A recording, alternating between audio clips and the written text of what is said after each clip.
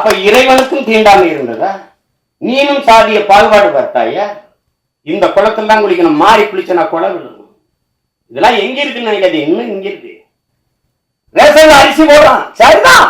Ration card காடே இல்லையே. எங்க அண்ணன் கமலஹாசன் என்கிட்ட பேசினது இருக்கு தனிப்பட்ட முறையில். அவர் பறைய, நான் ஏன், புரியுதா? இந்த வேறுபாடு புரியுதா? மொத்தமா வச்சு செதுக்கி தள்ளிட்டான் 2 மணி நேரம் 5 நிமிஷத்துல மொத்தமா. அடுத்தபடியாக நம்மளுடைய பாசத்திற்குரிய சீமான் அண்ணா அவர்கள், ஆக்சுவலி சினிமாவுக்கும் அவங்களுக்கும் ஒரு நல்ல தொடர்பு. அன்னையில இருந்து இன்னைக்கு வரைக்கும் ஒரு நல்ல ஒரு பற்று இருந்துகிட்டே இருக்கு. நிறைய படங்கள் பாப்பீங்க அப்படின்னு நாங்க கேள்விப்பட்டோம், நிறைய டிஸ்கஸ் பண்றீங்க. இந்த படத்தை பார்த்துட்டுமே அவர் வந்து ரொம்ப பாராட்டினாரு அப்படின்ற மாதிரி தான் நாங்க கேள்விப்பட்டோம். ஸோ நீங்க அதை பத்தி ஷேர் பண்ணீங்கன்னா. அவங்க நிறைய படங்கள் வந்து இயக்கியிருக்கிறாங்க, நிறைய படங்கள் நடிச்சிருக்காங்க. இன்ஃபேக்ட் அவருடைய நடிப்புக்கு வந்து நானுமே ஒரு ஃபேன் தான் கண்டிப்பா. So thank you so much sir. ஒரு சில வார்த்தைகள்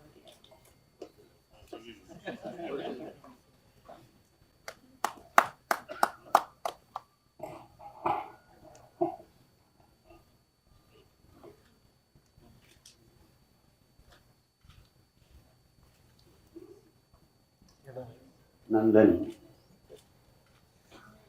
பாட்டு வெளியீட்டு விழாவிற்கு வருகை வந்திருக்கிற என் உயிர்க்கினிய உறவுகள், பெரிதும் நான் போற்றுகிற மதிக்கிற ஊடகவியலாளர்கள், இங்கே அமர்ந்திருக்கிற என் அன்பிற்கினியவர்கள் அனைவருக்கும் என்னுடைய அன்பும் வணக்கம். நந்தன் பாட்டு வெளியீட்டு விழா என்று சொல்வதை விட பல 100 ஆண்டுகளாக இந்த மண்ணின் மக்கள்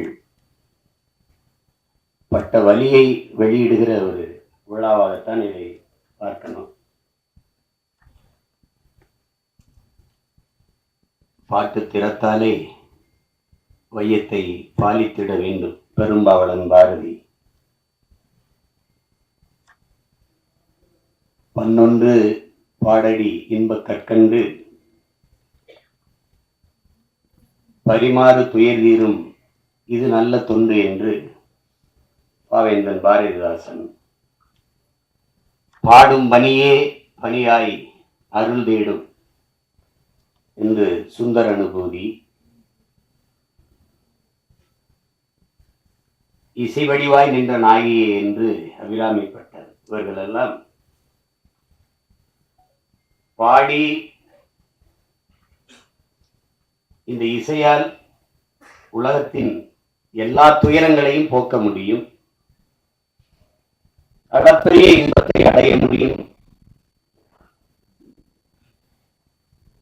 இசையால் இறைவனையே மயக்க முடியும், இறைவனையே காண முடியும் என்று எண்ணற்ற பெருமக்கள் தங்கள் பாக்களால் நிரூபித்திருக்கிறார்கள். ஆனால் இந்த இசை, நந்தன் வெளியிடுகிற இசை இறைவனை காண அல்ல, ஒரு நல்ல மனிதனை காண்பதற்கு, மானுடமுள்ள ஒரு மனிதனை காண்பதற்கு அவன் வெளியிடுகிற இசை. ஒளியை அடிப்படையாக வைத்து உருவாவதுதான் இசை. செவி வழியே சென்று இதயத்தை தடவி கேட்கும் உயிர்களை எல்லாம் மயக்கி தன்மையப்படுத்துகிற ஒலியே இசை, அந்த ஓசையே இசை. ஆனால் நந்தன் வெளியிடுகிற இசை இதயத்தை தடவப் போவதில்லை, அது தட்டும், பேரளவில் அது தாக்கும். அதுதான் நந்தனுடைய இசை. காரணம், அந்த இசையை மீட்டுகிற வீணை அதன் நரம்புகள் கம்பிகளால் ஆனவை அல்ல, இரத்தமும் சதையும் உள்ள மானுடனின் நரம்பினால் பின்னப்பட்டவை.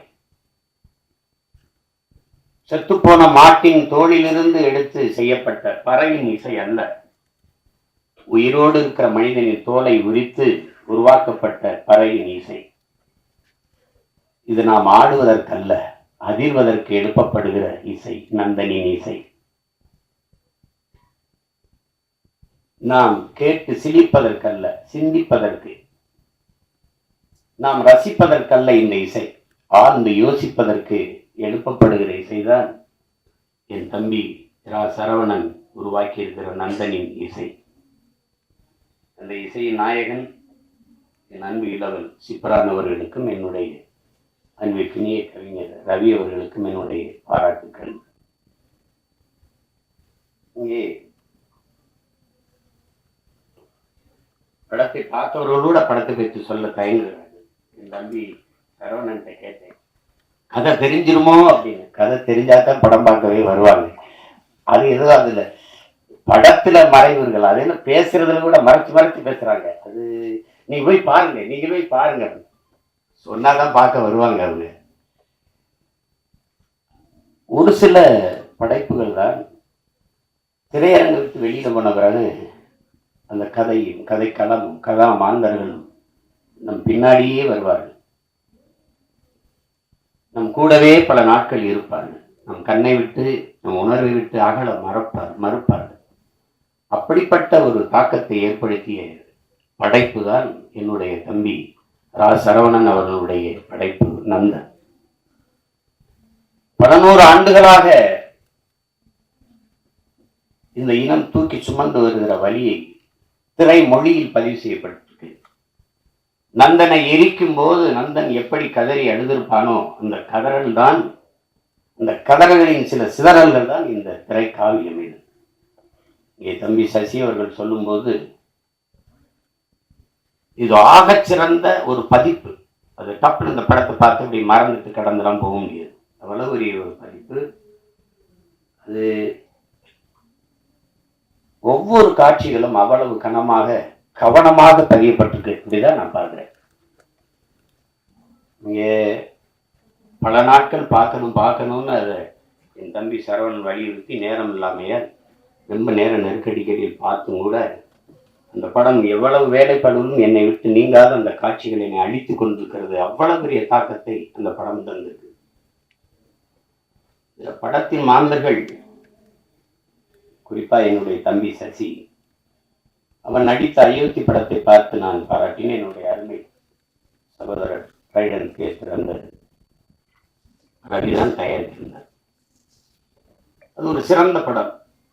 ஆனால் என் தம்பி சசியாவே இருப்பான். அதுல அது கதாபாத்திரம் அவனை நகர்த்தும். ஆனால் இந்த படத்தை முதல் பதிவிலிருந்து சசியை நீங்க மறந்து விடுவீர்கள். சசி என்ற ஒரு நடிகன் நீங்க இதுவரை திரையில் பார்த்த அந்த கலைஞன் இல்லை.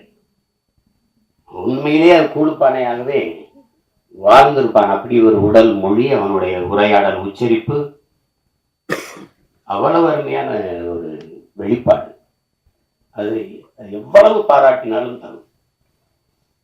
அதற்கு பிறகு அது புதிய அறிமுகமாக இருக்கிற சுருதி அவர்களுடைய கதாபாத்திரம், அதனுடைய பங்களிப்பு, புதியவர் என்று யாரும் சொல்ல முடியாது திரையிலே. என்னுடைய தம்பி சமுத்திரக்கனி படத்தில் சிறிய நேரம் வந்தாலும் அதுதான் அது. இந்த சமூகம் ஒரு மானுடனை எப்படி பார்க்கணும், சக மனிதனை அப்படிங்கிறத அந்த கதாபாத்திரம் சொல்லுது. ரொம்ப ஆழமான கதாபாத்திரம். இந்த மொத்த திரைக்கதையை தூக்கி நிறுத்துற ஒரு ஒரு ஒரு ஒரு ஒரு கதாபாத்திரம் இருக்கு. அதை நடிச்சிருக்கிறவங்க என் தம்பி பாலாஜி சக்திவேல். நானும் என் தம்பி சசியும் பேசிட்டு இருக்கும்போது, பாலாஜி என்னடா அப்படி நடிச்சிருக்கான் அப்படி. அவன் கதாபாத்திரம் மட்டும் மொத்த படத்தையும் தாங்கி ஒரே தூண்ல ஒரு பெரிய கட்டடத்தை தாங்கி நின்னா அப்படியோ அப்படி நிற்கிது அந்த கதாபாத்திரம். அவ்வளவு சிறப்பா அது செஞ்சிருக்காங்க. அது சும்மா சொல்ல முடியாது. தம்பி ஜிப்ரான் அவர்களுடைய இசை,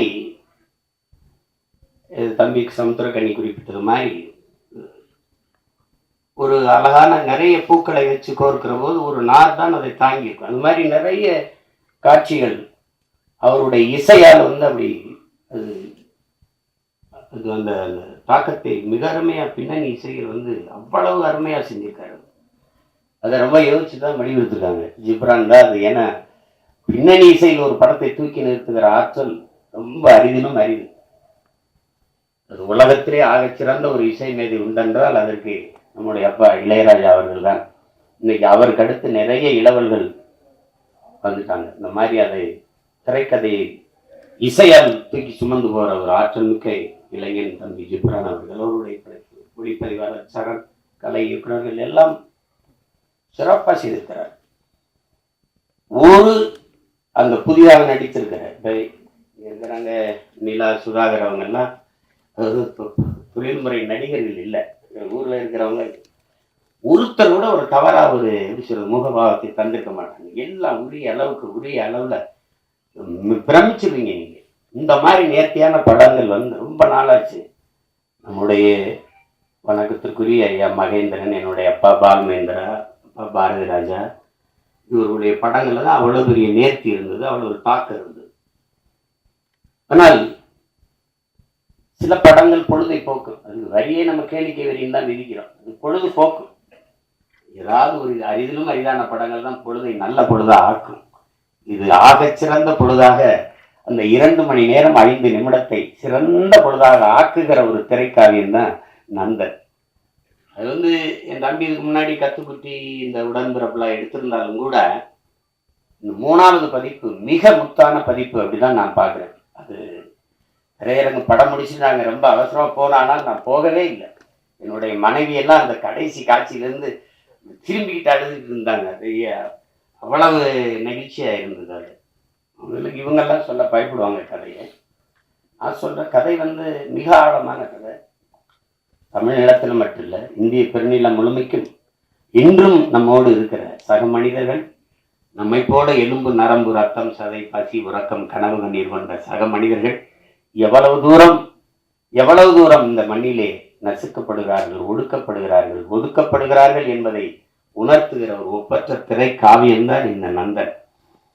நாட்டின் இன்னைக்கு பொருளாதார அடிப்படையில் இடஒதுக்கீடை நாம் பேசுறோம், வரவேற்கிறோம். ஆனால் இடஒதுக்கீடு ஏன் கொண்டு வரப்பட்டது அப்படிங்கிறத நீங்க அறிவார்ந்த என் உறவுகள் நீங்க சிந்திச்சு பார்க்கணும்.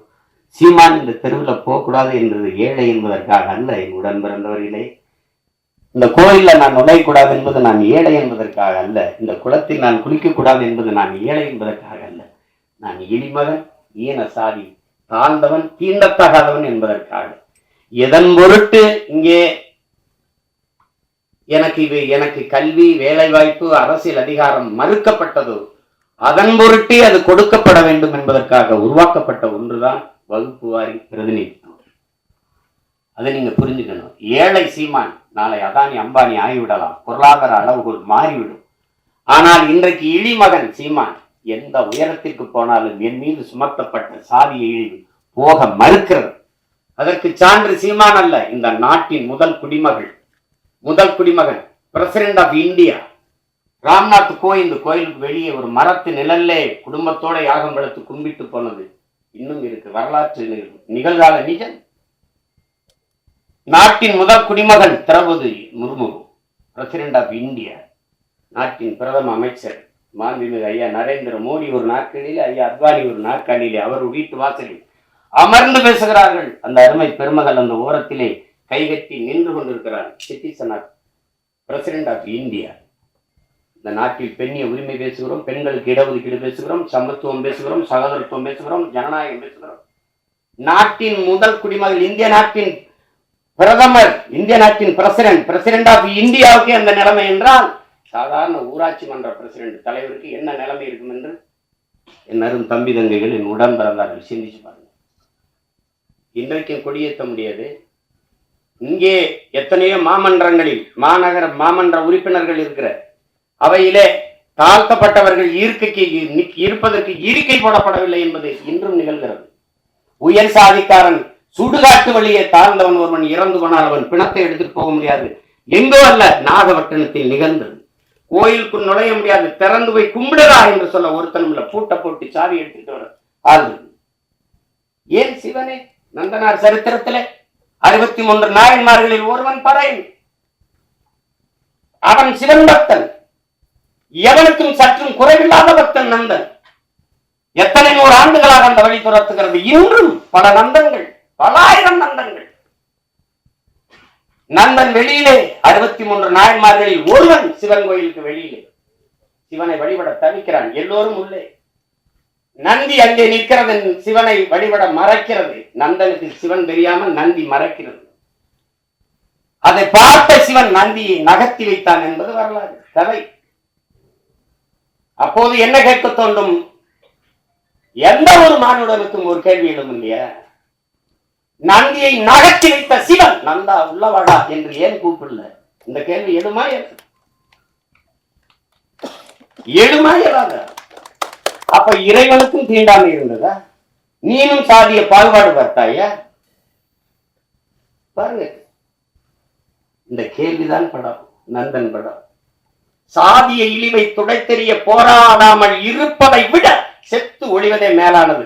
அண்ணல் அம்பேத்கர். இந்த வார்த்தையில வலி இருக்குதா? அதை உணர முடியுதா? என்னைக்காவது என் உடன் பிறந்தவர்களை நீங்கள் இருந்து சாப்பிட்டு எழுந்த இடத்தை தண்ணீர் விட்டு கழுவியதை நீங்கள் பார்த்தது உண்டா? இந்த தெருவிலே நீ நடக்கக்கூடாது, இந்த கோயிலுக்கு வரக்கூடாது என்று சொன்னதை நீங்கள் கேட்டதுண்டா? தோல் மேலே கையை போட்டு நீங்கள் என்ன சாதி என்று தெரிந்து கொள்வதற்கு நீங்கள் என்ன ஆளுக என்று கேட்டது நீங்க என்னைக்காவது அந்த வழியை உணர்ந்து இருக்கிறீர்களா? உங்களை அழைத்து கொண்டு போய் உங்கள் அப்பா பேர் என்ன, உங்க ஊர் என்ன, உங்க அப்பா என்ன வேலை பார்க்கிறார், எந்த தெருவில் வாழ்கிறீர்கள், எதற்கு, நீ என்ன சாதி என்று கண்டறிவதற்கு இந்த வழியெல்லாம் நீங்க அனுபவித்தது உண்டா? இந்த குளத்தில் நீ குளிக்க கூடாது என்று சொல்லுதுண்டா? தண்ணீரை வாயிலுக்கு குடிக்கக்கூடாது, அண்ணாக்கத்தான், அது சுகாதாரம்.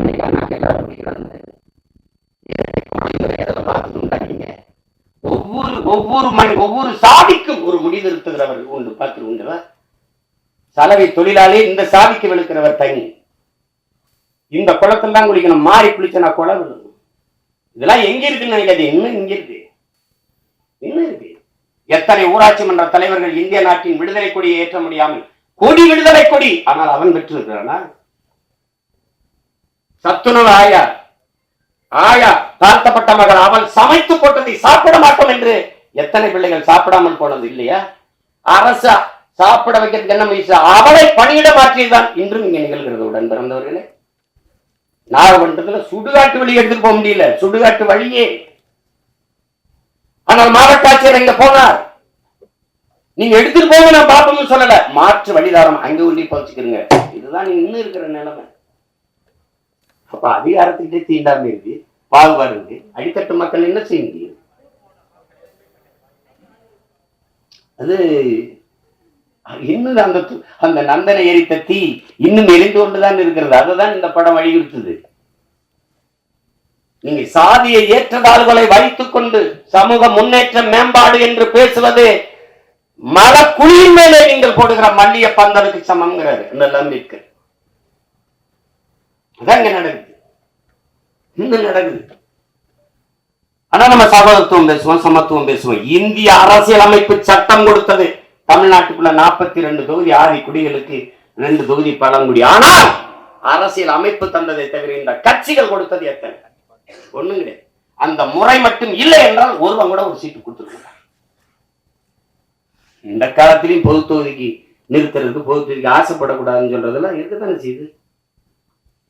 மொத்தமா வச்சு செடிக்கு தள்ளிட்டா 2 மணி நேரம் 5 நிமிஷத்துல மொத்தமா.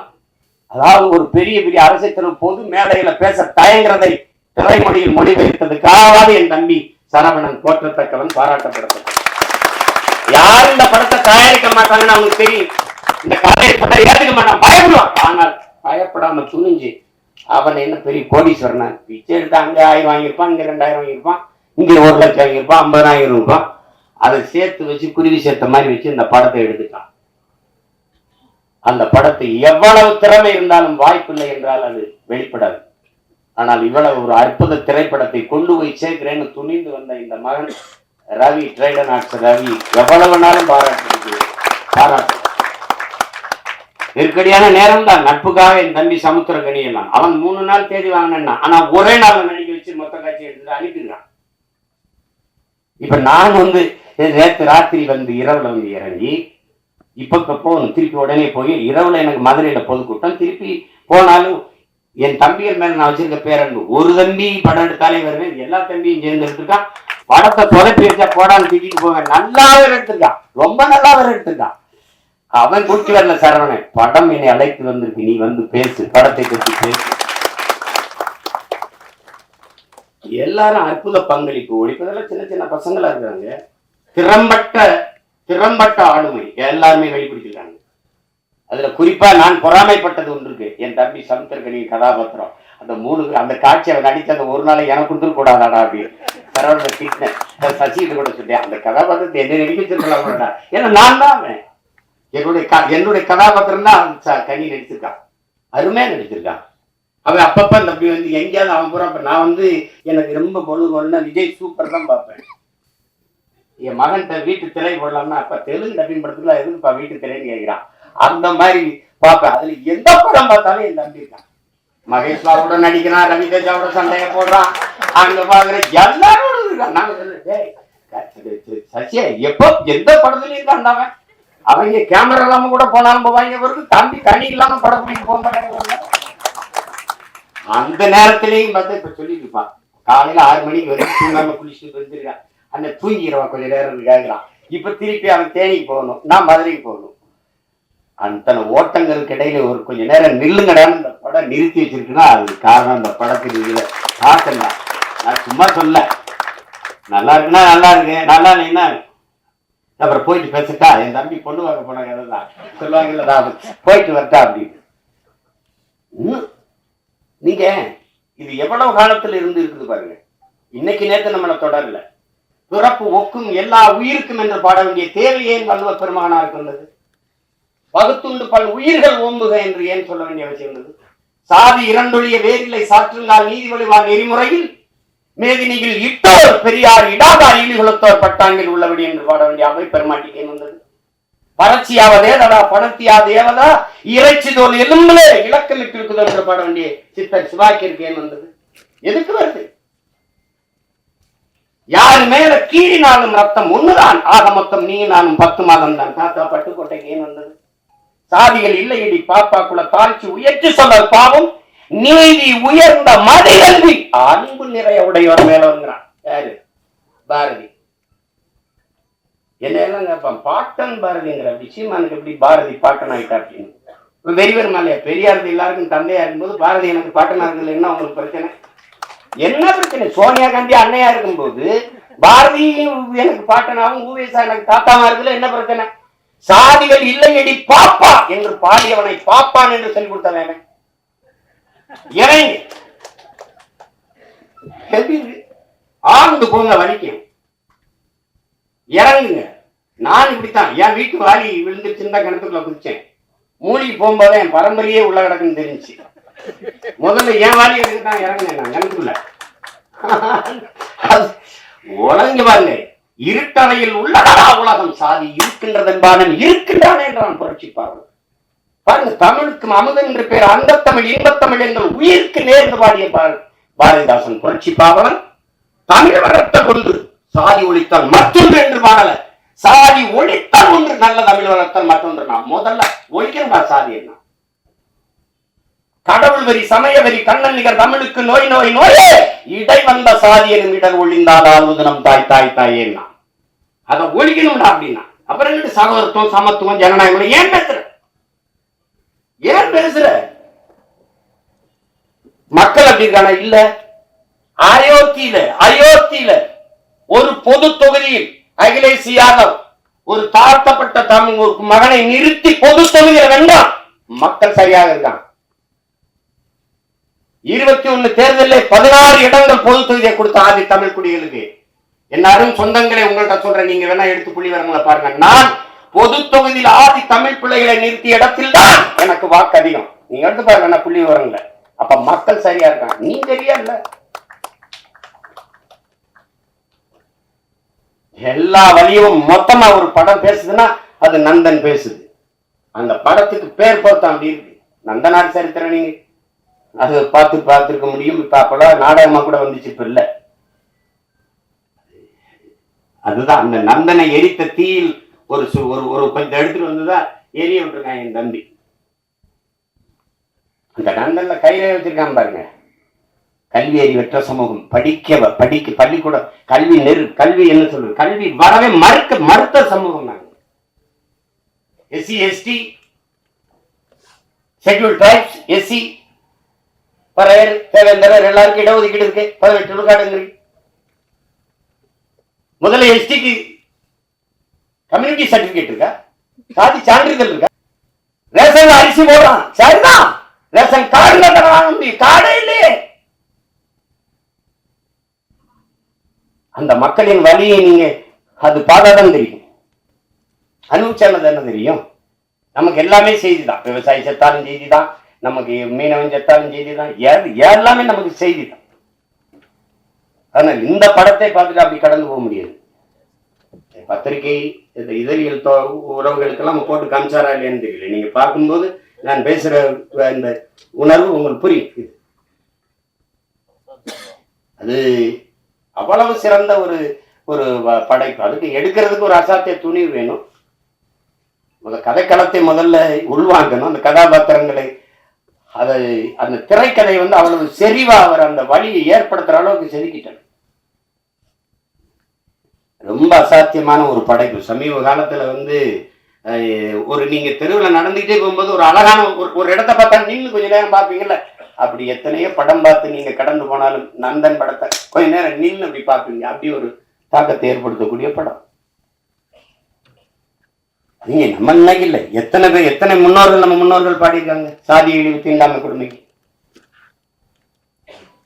சாத்தம் முத்துராமலிங்கத்தவர் அவர்களை இன்னைக்கு இல்லை, சாதியவாதியா தான் இந்த சமூகம் போர்த்து அப்படி கட்டமைக்குது.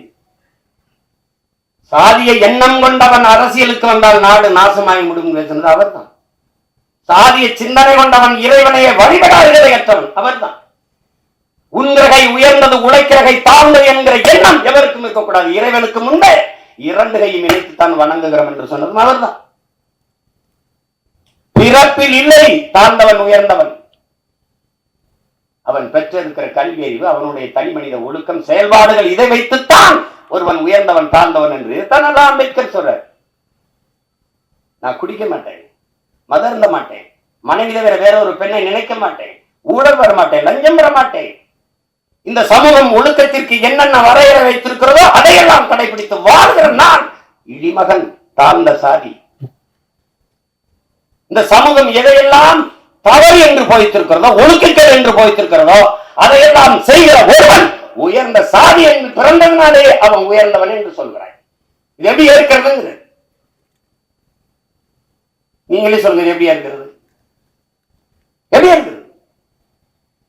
எங்க அண்ணன் கமலஹாசன் என்கிட்ட பேசினதுக்கு தனிப்பட்ட முறையில் நான் குளிக்காம ரெக்கார்டிங் கேட்டு போவேன் தம்பி. நான் கறி சாப்பிடுவேன், நான் அசைவ உணவு சாப்பிடுவேன், சாமி கும்பிட மாட்டேன். பாருங்க, இது எங்க அண்ணன் கமலஹாசன் எது சொல்ல வர்றாரு. ஆனா இதுல எதையுமே செய்ய மாட்டாரு இளையராஜா. சாமி கும்பிடுவாரு, கவிச்சு சாப்பிட மாட்டாரு, குளிச்சுட்டு தான் வருவாரு, எல்லாம் பண்ணுவாரு. அவர் பறைய நான் ஐயன். புரியுதா? இந்த வேறுபாடு புரியுதா? சமூகம் எப்படி கட்டமைச்சிருப்பாரு.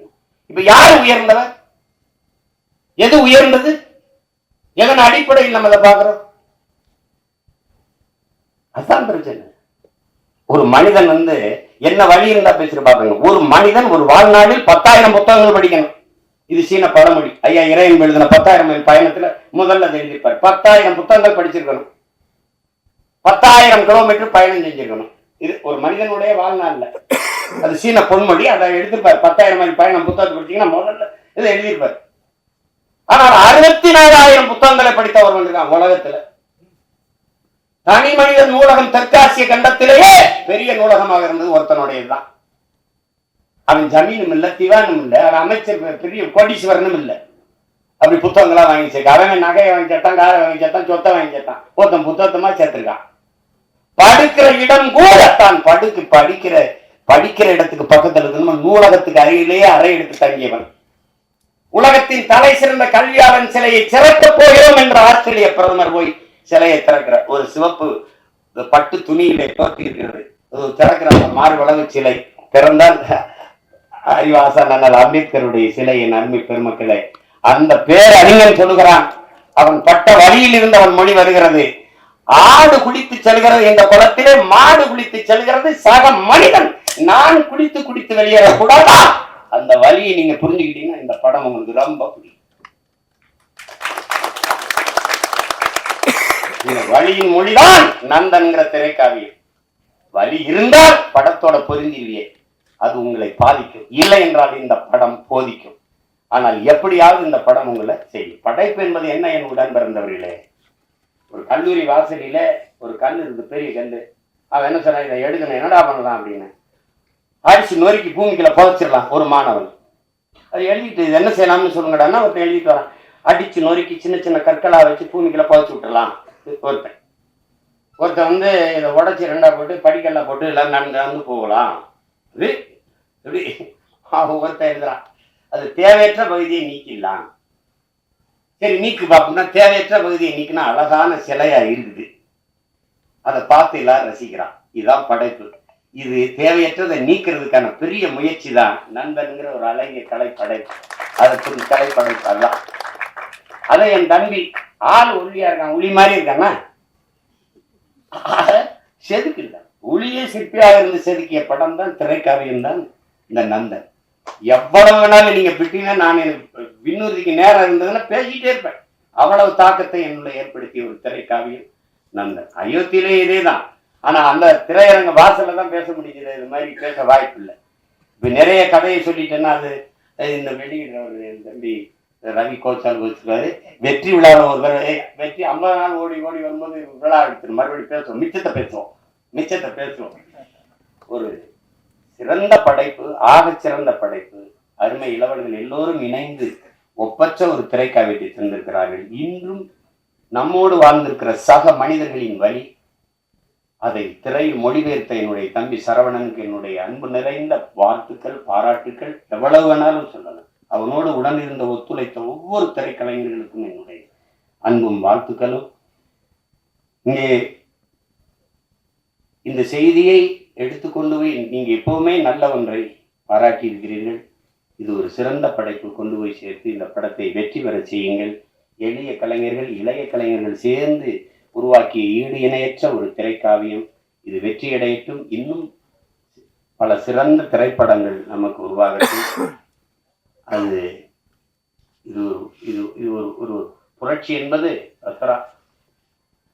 புரட்சி. பகத்சிங்கிட்ட போய் புரட்சினா என்ன? புரட்சி என்பது ரத்தம் சிந்தும் வன்முறையாகத்தான் இருக்க வேண்டும் என்பது அல்ல. அது துப்பாக்கி தோட்டாக்களை தொல்வதும் அல்ல. அப்ப எதுதான் பகத்சிங் புரட்சி? வெளிப்படையாகவே அநீதிகளால் கட்டமைக்கப்பட்ட சமூகத்தை தகர்த்து முற்றுமுழுதாக புதிய ஒரு சமூகத்தை படைப்பதுதான் புரட்சிங்கிறார். அப்படி ஒரு புதிய ஒரு சமூகத்தை படைப்பதற்கான முயற்சி தான் நந்தன் படம் ஏற்படுத்த போகிற புரட்சி. புரட்சி என்பது ஒவ்வொரு மனிதனின் காலுக்கு கீழே காத்து கிடக்கிறது காய்ந்த சருகுகளாக ஒரு தீக்குச்சியின் உரசலுக்காக. அந்த தீக்குச்சி தான் நந்தன் பற்ற வைத்து போடுகிற தீக்குச்சி. அன்பிற்குரியவர்களை, புரட்சி தீ பற்றி எரியட்டும். மாற்றம் என்பது மானுட தத்துவம். மாறாது என்ற சொல்லை தவிர மற்ற அனைத்தும் மாறிவிடும். மாற்றுவோம். புரட்சி வாழ்த்து.